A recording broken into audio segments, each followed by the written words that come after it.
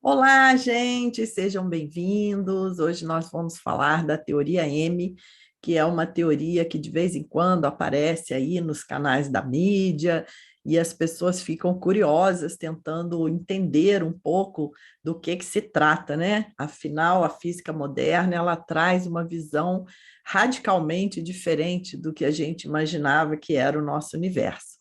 Então, nós vamos falar hoje sobre esse tema de uma forma simples, adaptada para o público leigo. Seja bem-vindo.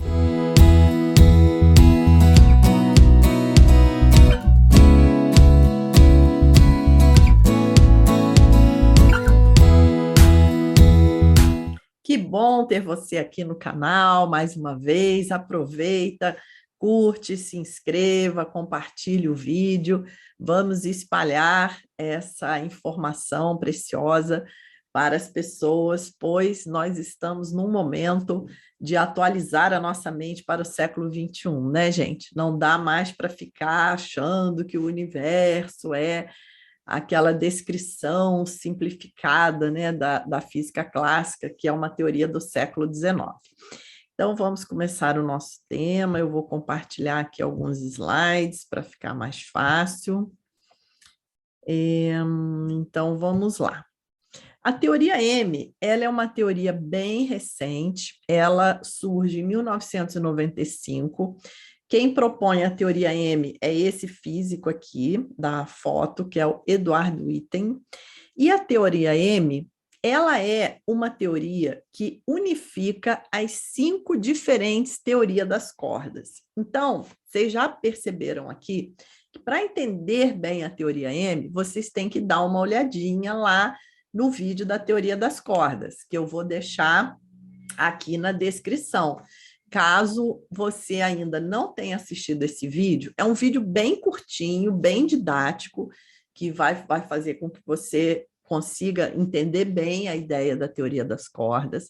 Então, se você ainda não assistiu esse vídeo que explica o que é a teoria das cordas, dá uma paradinha, vai no link que eu coloquei aqui na descrição do vídeo, assiste o vídeo da teoria das cordas, depois você volta para cá, tá bom?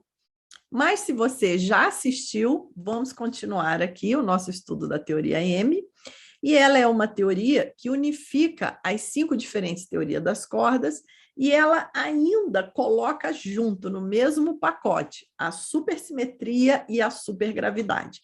A supersimetria e a supergravidade são assuntos que eu não falei ainda aqui no canal mesmo, tá? Então eu vou falar um pouquinho de forma breve no final desse vídeo.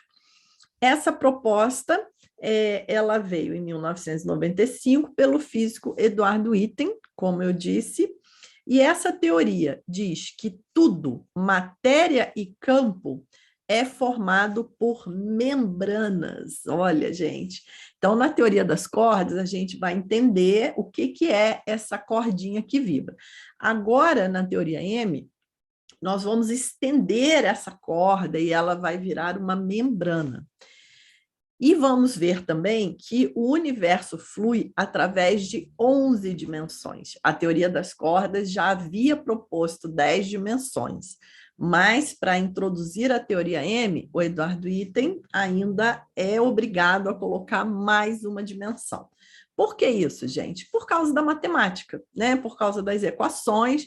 Para aquelas equações funcionarem, era preciso que o universo fosse descrito de uma forma que ele tivesse 11 dimensões. Porque a teoria das cordas é uma teoria que aspira ser a teoria de tudo, a teoria unificadora. Né? O que é uma teoria de tudo? É uma teoria que ela própria ela vai poder explicar desde fenômenos lá do micro, do atômico, subatômico, até um fenômeno lá do macro cosmológico, né? Um fenômeno cosmológico qualquer, de um buraco negro, né? De um universo como um todo. Então, por isso ela é uma teoria de tudo, porque é uma única teoria que explica qualquer fenômeno. Né? Então, essa é a ambição da teoria das cordas. Só que no desenvolvimento da teoria das cordas, ela acabou virando 5 teorias. Isso é péssimo, né? Para uma teoria que quer ser única, que quer ser uma teoria de tudo, de repente ela virar 5 teorias, não é nem um pouco interessante. Então, para resolver esse pepino, o Eduardo Itten propôs a teoria M de uma forma que essas 5 diferentes teorias, essas 5 diferentes versões da teoria das cordas, voltam a ficar unificadas numa única teoria que ainda engloba, né, a supersimetria e a supergravidade. Beleza, gente? Então, vamos seguindo. A teoria das cordas chega num impasse, né, como eu falei, com 5 versões do que seria uma única teoria unificadora, isso não era nem um pouco interessante, e a saída vem pela proposta de Eduardo Itten, que acrescenta mais uma dimensão às 10 já existentes pela teoria das cordas. Então surge a teoria M. E aí a gente pensa, né, mas como 11 dimensões, né? Então vamos pensar um pouquinho essa questão das dimensões.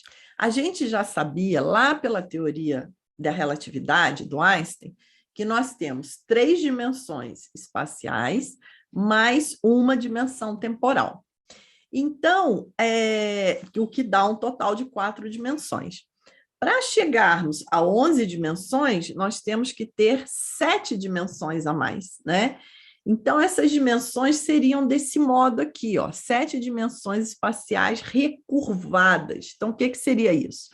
Essas dimensões, elas estão aqui no espaço, mas elas estão muito emboladas, digamos assim. Então, quando eu passo a mão aqui no espaço, olha, no nosso mundo macro, né, que a gente percebe com os nossos sentidos, eu vejo a minha mão passando aqui em 3 dimensões espaciais. Mas, na verdade, ela estaria atravessando 10 dimensões espaciais, né? Mais a dimensão temporal, sendo um total de 11 dimensões.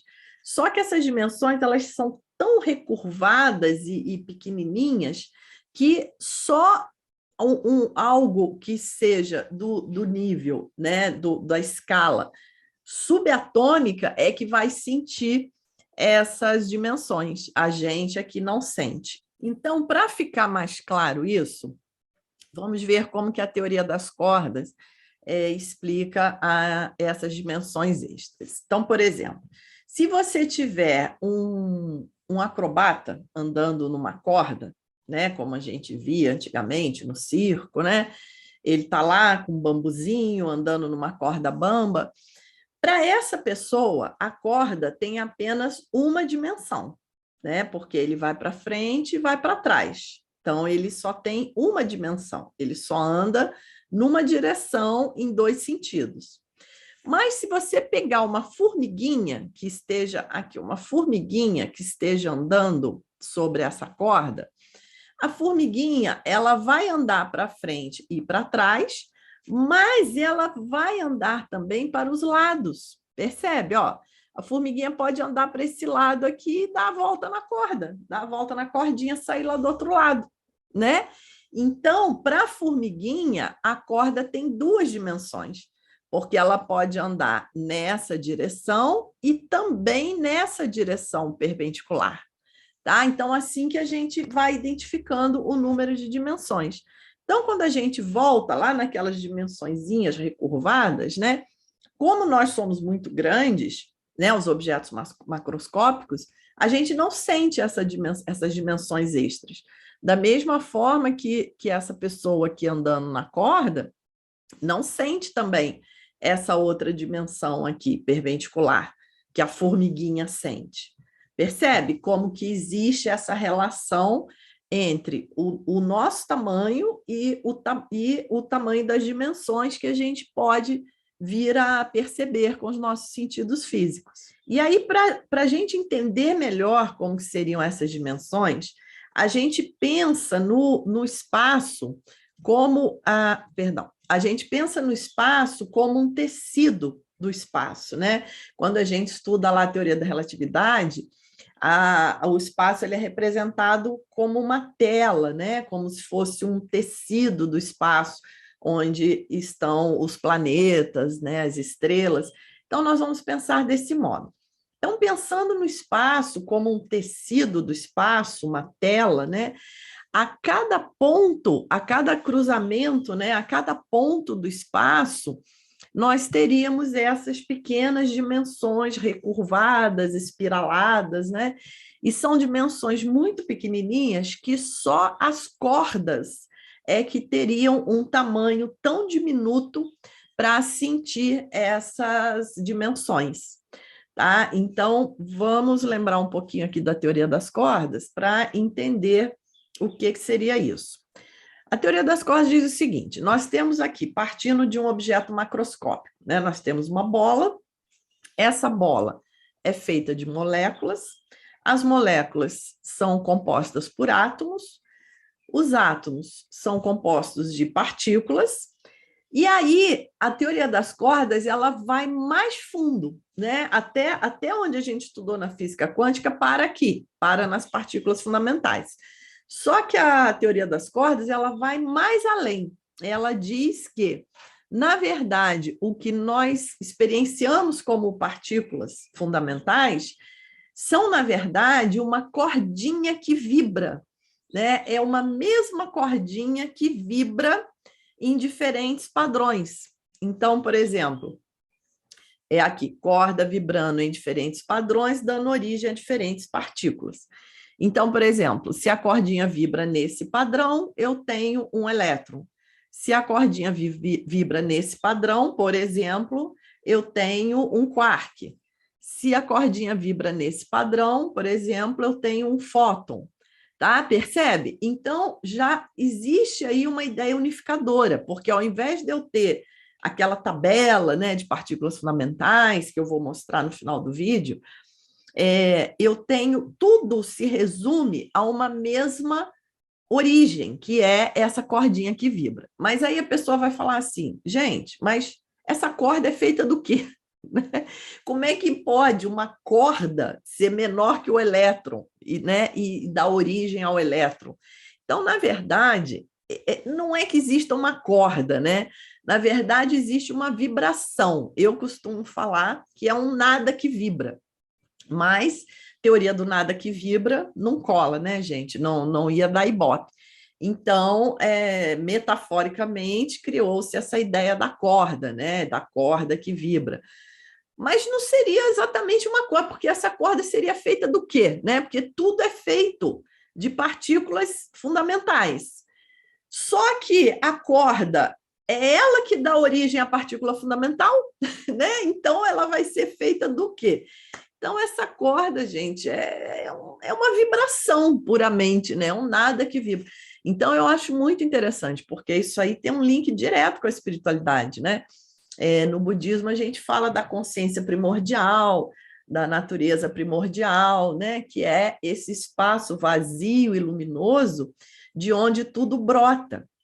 Então, veja que interessante, né? Dentro da ciência, nós também estamos chegando a isso, né? Estamos chegando que a origem de tudo não é nem a partícula fundamental, é, na verdade, esse vazio luminoso, né? Esse vazio que tem ali uma energia, uma frequência, né? O luminoso que a gente diz é isso, é o potencial, né? De algo surgir a partir dali.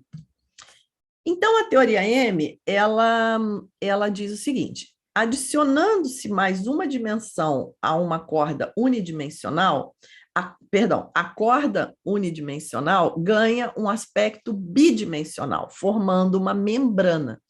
Então, essa cordinha que a gente viu lá, ela é unidimensional, né? Ela tem só uma dimensão. Só que quando a gente coloca mais uma dimensão no universo, né? Ao invés do universo ter 10 dimensões pela teoria das cordas, ela passa a ter 11 pela teoria M, o que acontece? Essa cordinha, ela estica, né? E aí, aquilo que era unidimensional vira bidimensional, né? Vira uma membrana, tá? Então, mas o nome teoria M não quer dizer M de membrana, tá? Isso aí é uma brincadeira, não sei, que o Eduardo Itten fez, porque, na verdade, ele não conta para ninguém por que ele batizou de teoria M, né? Então, as pessoas pensam, será que é M de membrana, M de mistério, M de teoria mãe, né? Será que o M é o W de cabeça para baixo do nome dele, né? Mas, na verdade, ele não explica por que ele deu esse nome teoria M. Mas a corda, né, a partir do momento que o universo tem mais uma dimensão, que ele passa de 10 para 11 dimensões, surgem as membranas. E aí, gente, essa parte aqui é um pouquinho técnica, mas eu tenho que falar para vocês aqui para o material ficar completo, né? As cordas, ao variarem o valor da constante de acoplamento, essa constante de acoplamento é uma coisa lá da matemática, não se preocupem com isso, tá? São comumente chamadas de branas ou membranas, né? Ou a gente chama de modo abreviado de branas. Ou, em termos mais específicos, P-branas, né? Por que P-branas? Porque essas membranas, ó, elas são objetos estendidos que surgem na teoria das cordas. Dessa fórmula, uma umbrana, se o P for 1, né? Umbrana é uma corda. Uma 2-brana é uma membrana. Uma 3-brana possui 3 dimensões estendidas, e assim sucessivamente. Então, isso é só para mostrar para vocês que essa membrana, ela não é necessariamente bidimensional, ela não é necessariamente como uma membrana igual a gente imagina, né? Algo bidimensional. Ela pode ser tridimensional, pode ser quadridimensional, né? Então, por isso que ele chama de P-branas, né? O P, ele vai adquirindo outros valores, tá? Então, de uma forma geral, a P-brana possui P dimensões, né? Então, a gente coloca aqui o número das dimensões que aquela brana vai ter, tá bom, gente? Isso só um agregado técnico aqui para quando vocês ouvirem aí, lerem sobre isso na mídia e tal, vocês entenderem. Então, a teoria M, né, traz essa ideia das membranas. Então, nós teríamos aqui um espaço, né, de mais dimensões, que a gente chama de bulk, né? E dentro desse espaço nós teríamos as membranas, né? No caso do nosso universo, como nós achamos, né, acreditamos ainda que o universo, pelo menos nós sentimos, né, o universo com apenas 4 dimensões, mas, né, pode ser que ele tenha 11, aqui seria uma membrana onde está o nosso universo, tá? Só que existem várias outras membranas. E o Big Bang, o que seria o Big Bang? O Big Bang seria o momento em que uma membrana toca a outra. Tá? Então, o interessante da teoria M é que ela também vai mais além do Big Bang, porque a teoria do Big Bang ela tem um probleminha, né? Que a gente fala, a gente pensa assim, tudo bem, teve uma explosão, né? Uma expansão muito rápida, né? Um Big Bang, mas por que ocorreu essa expansão? O que acontecia antes do Big Bang? O que provocou o Big Bang? Né? São perguntas que a teoria do Big Bang não responde. Mas a teoria M, ela já dá uma visão mais completa, porque ela diria que o Big Bang é simplesmente o momento em que uma membrana toca a outra, né? E seriam esses pontos aqui, olha. Então, a membrana está lá, oscilando no espaço, né? E aí, aleatoriamente, uma membrana toca a outra, naquele pontinho ali que elas se tocam, a descarga energética ali é tão grande que gera um Big Bang em uma das membranas, né? Então, isso aí é um modelo científico, né, de algo que pode ser o que acontece. E aí, olha essa outra implicação aqui que interessante. Também pode-se entender que o que seria um buraco negro numa dimensão, né, numa membrana, ó, aqui é o buraco negro, está engolindo um monte de matéria desse universo. Né? Então, o que é o buraco negro num universo poderia ser o que eles chamam de buraco branco no outro universo, que seria um Big Bang. Né? Então, é uma outra ideia também do Big Bang. Então, a matéria... Porque isso é outra coisa que a gente se pergunta, né? Para onde vai a matéria que o buraco negro engole? né? Porque o buraco negro engole estrelas, engole planetas, né? Engole galáxias inteiras, se for o caso. E aí, para onde que vai isso? Ninguém sabe, né? Então, uma possibilidade é que o buraco negro engole sai lá do outro lado, né? Numa outra dimensão, num outro universo, no que eles chamam de buraco branco, né? Então, é como um Big Bang acontecendo lá, né? É uma matéria surgindo do nada, né? Como foi o nosso Big Bang aqui. E aí, o que seria a supergravidade, né? A supergravidade é uma teoria que nasce da tentativa de construir uma teoria do campo unificado, que descreve todas as 4 forças básicas. Então, o que é isso? Eu tenho aqui, ó, quem já fez o curso de física quântica já viu isso detalhadamente, né? Eu tenho aqui as 4 forças fundamentais, que é a gravidade, que todo mundo conhece, o eletromagnetismo, todo mundo conhece, estamos aí usando eletricidade toda hora. A força fraca e a força forte é que a gente não é muito familiarizado, porque são 2 forças que ocorrem dentro do átomo. A força forte, ela cola os prótons e nêutrons para formar o núcleo. Ela cola os quarks dentro dos prótons e nêutrons e cola os prótons e nêutrons para formar o núcleo. Por isso ela tem esse nome força forte, porque ela é mais forte do que a força eletromagnética. Porque vocês já pensaram nisso? O núcleo, ele tem ali um monte de próton que tem carga positiva, que se repele, né? Então, por que o núcleo não explode? Né? O nêutron não afeta em nada, ele tem carga neutra. Então, eu tenho ali prótons e nêutrons, nêutrons com carga neutra, e os prótons com carga positiva se repelindo. Por que o núcleo não explode? Por causa da força forte, né? Por isso que ela tem esse nome. Ela é mais forte que a força eletromagnética. E a força fraca é uma força que também aparece dentro do átomo, que é responsável pela radiação, pelos fenômenos de decaimento, né? Quando a partícula decai de um tipo para o outro, né? Quando o átomo emite radiação, isso acontece devido à força fraca. Então, essas são as 4 forças fundamentais na natureza.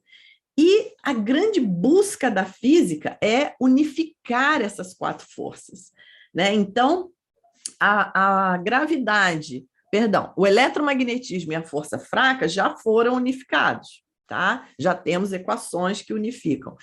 A força forte, ela estaria unificada aqui no que a gente chama de grande força unificada.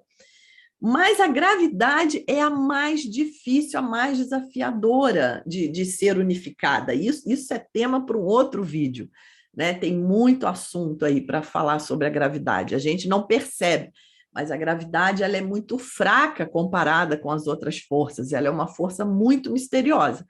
Então, no momento do Big Bang, acredita-se que essas 4 forças estariam unificadas no que a gente chama de superforça. Então, esse é a grande busca da física hoje, unificar essas 4 forças. E as teorias de supergravidade, elas nascem justamente tentando dar um jeito nessa gravidade para que ela consiga ser unificada com as outras forças, porque é muito difícil unificar a gravidade. Essas 3 aqui até são mais fáceis de unificar, mas a gravidade é muito desafiadora. E o Einstein tentou e falhou, né? Diz a literatura que o Einstein, até a véspera da sua morte, ele estava lá com o caderninho dele, fazendo conta. O grande sonho do Einstein era conseguir fazer essa unificação.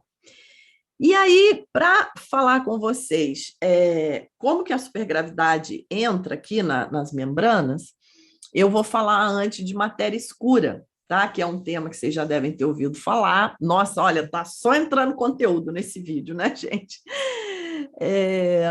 Então, a matéria escura hoje sabe-se, né, que no universo o que a gente vê, né, que são planetas, estrelas, galáxias, é apenas 4% do que existe no universo. Pasmem, né? A gente olha assim, é tanta coisa, tanta imensidão, e isso é só 4%. 96% do universo está dividido entre matéria escura e energia escura, que é algo totalmente misterioso para nós, né? Não sabemos o que é, do que é feito, da onde que vem. Então, como que a gente sabe que existe a matéria escura? A gente sabe pelo efeito que ela faz na matéria visível. Então, por exemplo, a rotação da Via Láctea é rápida demais para ser explicada sem a matéria escura. Então, o que a gente percebe ali? A matéria normal das galáxias é mantida no agrupamento pela força da gravidade de uma massa ainda maior de matéria escura, ou seja, a gravidade dos planetas e estrelas que compõem a galáxia não são suficientes, né? A somatória dessa gravidade toda não é suficiente para manter a forma da galáxia, né? A galáxia já desmantelaria. Então, tem uma massa de energia escura ali que segura a galáxia. Sem a matéria escura, que é invisível e somente pode ser detectada através do efeito de sua gravidade, as velocíssimas galáxias e o gás quente rapidamente se esfacelariam e se espalhariam. Aqui a comprovação pela NASA da existência da matéria escura. A imagem mostra matéria escura e matéria normal separadas em uma gigantesca colisão de dois grandes agrupamentos de galáxia. Em vermelho, a matéria normal e em azul, a matéria escura. A descoberta feita usando o Observatório de Raio-X Chandra da NASA e outros telescópios fornece evidência direta da existência da matéria escura. Então, gente, aqui, olha, foi a colisão, né, de dois agrupamentos de galáxia. Conforme elas colidiram, os telescópios conseguem captar esse movimento anômalo, né, dos planetas e das estrelas, né? Então, eles conseguem perceber aqui, ó, o que é a matéria normal, né, em vermelho, e eles conseguem detectar aqui a matéria escura, como eu disse, pelo efeito que ela faz na matéria normal. Então, dá para perceber que tem algo por trás ali, uma massa por trás ali segurando os planetas. É mais ou menos como o vento, né? A gente não vê o vento, mas a gente vê o efeito dele nas coisas visíveis, né? E a gente consegue medir se tem mais vento ou menos vento. Então, mais ou menos assim que é observada a matéria escura e ela já é comprovada pela NASA. E aí, como que a gente entende isso nesse modelo das membranas, né? Então, aqui, ó, desvendando a matéria escura. No cenário do mundo brana, os planetas podem orbitar uma massa escura em uma brana paralela, porque a força gravitacional se propaga para as dimensões extras. Nossa, eu já vou explicar para vocês, calma aí. Primeiro ponto é que a gravidade, como ela é muito fraca aqui no nosso planeta, ela é muito fraca, gente, porque, olha, quando eu levanto um objeto, aqui, ó, é o planeta inteiro puxando esse objeto para baixo e eu consigo levantar, né? Se você tiver um molhozinho de chave, você pega um ímã pequenininho e consegue, né, ao aproximar, aquele molho de chave já vai pular e grudar no ímã. Quer dizer, um pequeno ímã, ele provoca um campo eletromagnético mais forte do que o campo gravitacional da Terra. Então, a força da gravidade, ela é muito fraca. Então, a força da gravidade, por ela ser muito pequena, muito baixa, acredita-se que a força da gravidade se espalha para outras dimensões paralelas. Por isso que a gente percebe ela tão fraca aqui no nosso planeta, né? Aqui na nossa dimensão, porque a força da gravidade se espalha pelas dimensões extras. As outras três forças, eletromagnetismo, força forte, força fraca, estão presas aqui na nossa dimensão, mas a força da gravidade ela se espalharia por outras dimensões. Então, pensa aqui nas membranas. Ó. Então, eu tenho aqui um mundo, né, numa membrana, um universo, e aqui um outro universo numa membrana paralela, né? Então, e aqui, olha, é o que a gente observa, né? A gente observa os planetas, as galáxias, as estrelas girando na galáxia, como se tivesse aqui uma matéria escura. Por quê? Por que teria uma matéria escura? Porque tem uma força gravitacional ali segurando, né? Essa força gravitacional pode ser, na verdade, oriunda de um objeto massivo que está numa brana paralela, né? Então, vamos supor que eu tenho aqui um objeto muito massivo nessa brana, como a gravidade escapa, né? Como a gravidade ela vai para membranas, né, distintas, esses objetos nessa membrana podem estar sentindo a gravidade de um outro objeto massivo que está numa outra membrana. E aí a gente chama de matéria escura. Ai, olha que legal. Então a gente chama de matéria escura por quê? Porque eu sinto aqui uma ação gravitacional, né? Porque, na verdade, quando a gente diz que tem uma massa de matéria escura segurando a galáxia, na verdade, é a gravidade, né? Tem a massa ali, a gente quer dizer no sentido gravitacional. Tem uma gravidade ali segurando aqueles planetas e aquelas estrelas, porque a gravidade apenas deles não daria conta de manter a galáxia coesa, né? Então, veja que fantástico. Então, o que a gente chama de matéria escura, a gente vê aqui uma galáxia na nossa dimensão, aqui, ó, as estrelas e os planetas girando. A gente sabe que tem uma força gravitacional aqui vindo, não sabemos de onde, então a gente, né, diz que tem aqui uma matéria escura, né? Mas, na verdade, isso pode ser uma força gravitacional que está vindo de um objeto massivo numa dimensão paralela. Olha, gente, é espetacular, né? Muito interessante. E aí, para fechar agora, eu vou só comentar para vocês rapidinho sobre a supersimetria, vou comentar muito rápido, muito por cima, tá? Porque já ficou muito conteúdo nesse vídeo. Então, do que o mundo é feito? O mundo é feito de partículas fundamentais, né? Então, nós temos 6 quarks, 6 leptons e as partículas transportadoras de força dessas 4 forças que nós vimos anteriormente. Então, eu tenho aqui, ó, os 6 quarks, né, que é o quark up, quark down, charmoso, estranho, top e bottom. E tem os 6 leptons, que é o elétron, o neutrino do elétron, o mu, o neutrino do mu, tal, o neutrino do tal.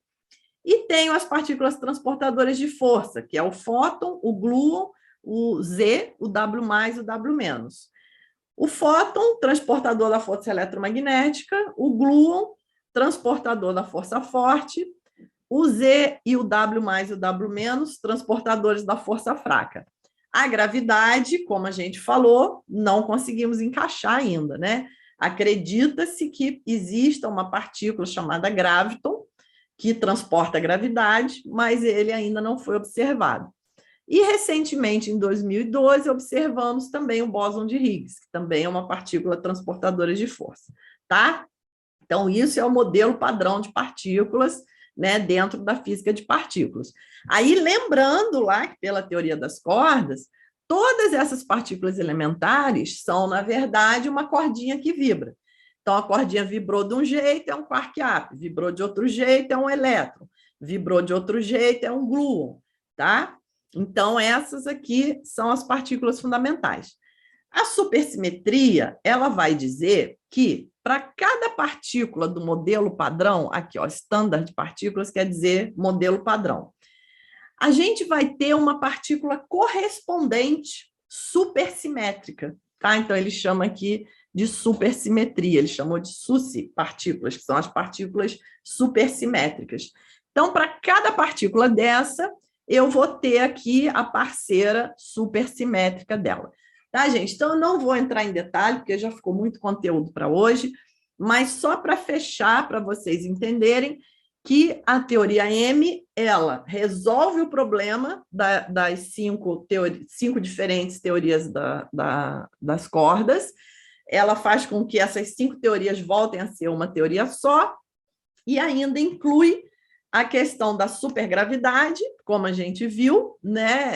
Esse modelo das membranas explica ali, né, como que a gravidade pode passar de uma membrana para outra, de uma dimensão para outra, solucionando talvez o mistério da matéria escura, né, se realmente comprovarmos que foi isso, e inclui também essa questão da supersimetria, que eu apenas citei aqui de forma bem rápida.